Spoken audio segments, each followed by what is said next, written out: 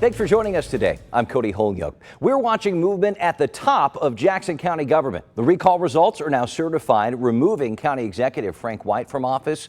Now the work begins to replace him. Former Kansas City, Missouri Mayor Kay Barnes is now a temporary executive as the legislature considers who will serve the rest of Frank White's term through the end of next year.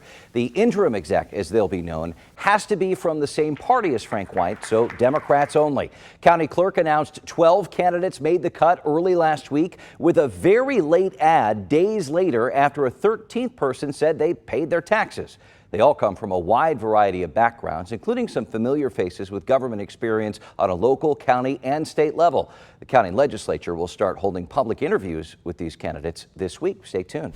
Again, this person would only be in office for a little more than a year, and some members of the county legislature say they don't want any political distractions for this next exec. Some even want whoever gets the job to pledge not to run next year. That led to a mixed reaction from legislators trying to hammer out this selection process. That gives us the opportunity to say this person wants to do the best they can, and they are not trying to do this for some self-promoting opportunity. So I don't mind asking them to sign an affidavit that declares they won't run. I'm a little against mandating it. Simply because the charter lays out who's eligible to run for office, and I don't think in a resolution we should be further restricting that definition. The candidates themselves applied really before the conversation on this caveat started, so reaction was also mixed, as you can imagine. Let's discuss with our roundtable of journalists. Please welcome back Brian Ellison, host contributor with KCUR, and KMBC9 political reporter Michael Mahoney. First off, last week when the names were announced, I personally reached out to all 12 candidates to get their take on this condition some members of the legislature wanted in place. A majority of them told me they would sign a pledge not to run next year. Jennifer Halverson said yes, as long as the legislature explains its reasoning. Judge Jim Witteman told me specifically he would not sign because he didn't think 13 months is enough time to fix some of those issues.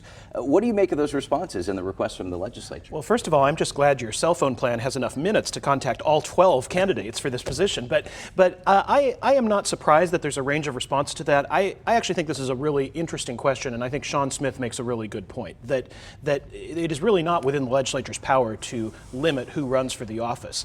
I think that some would say that it's really unfortunate to ask the candidates to make this pledge because in some ways you might be asking them to be dishonest. I think you're going to see people who say yes to this, if they do find themselves appointed as county executive, maybe having a change of heart come next spring, come filing period, and I don't think the legislature really has the authority to stop them from running for office at that point. Yeah, I agree. I think asking this body of candidates to up front say, look, I won't run for it is inherently a bad idea.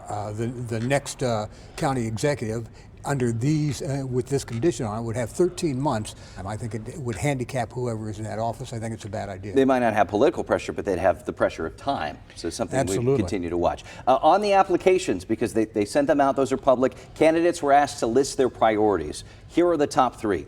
Improving property assessment process, restoring trust and transparency in local government, and improving the relationship with the county legislature. Mahoney, any surprises here? One surprise that pops out at me is that the stadiums, which get mentioned by a lot of these candidates, is not one of the top three, even though it is a huge economic engine for Jackson County and the fate of the sports complex. Yeah, it was basically number 4, the stadiums, as well as the transition to the new jail, overcrowding problems there.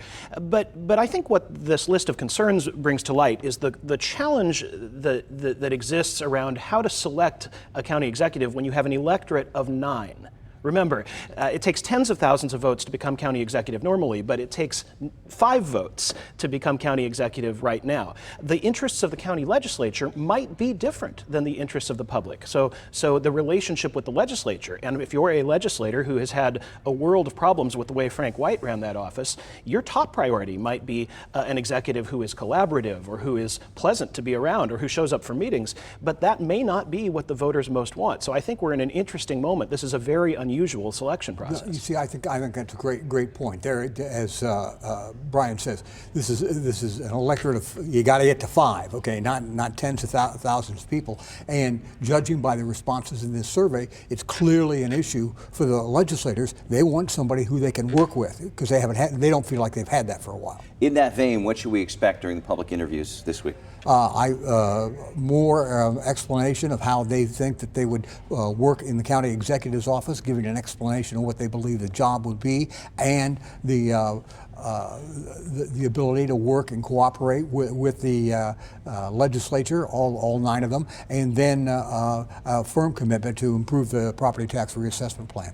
I'm certainly interested in what we might hear from some of the less well-known candidates. They may not have a strong chance of being selected, but they might say some interesting things. I'm thinking of Kevon Graves, who has emphasized education and crime prevention in his application. I'm thinking of Justice Horn, who lists among his qualifications that he has youth wrestling officiating experience, which might come in handy with the legislature. But it may not matter so much what happens in these public interviews, Cody. I think the reality might be that that the conversations behind the scenes, especially among the current and former legislators who are among the candidates, will be what is ultimately determinative. This is beginning to resemble, just after what you said there, Brian, this may feel a lot more from the outside looking in as a papal conclave than anything else. We're not going to know exactly what the dynamic is on the legislature. All right, we'll be watching. Michael Mahoney, Brian Elson, thank you so much. Get the facts with KMBC 9 News. We're closely watching the interview process this week. We'll pass along any important updates every step of the way.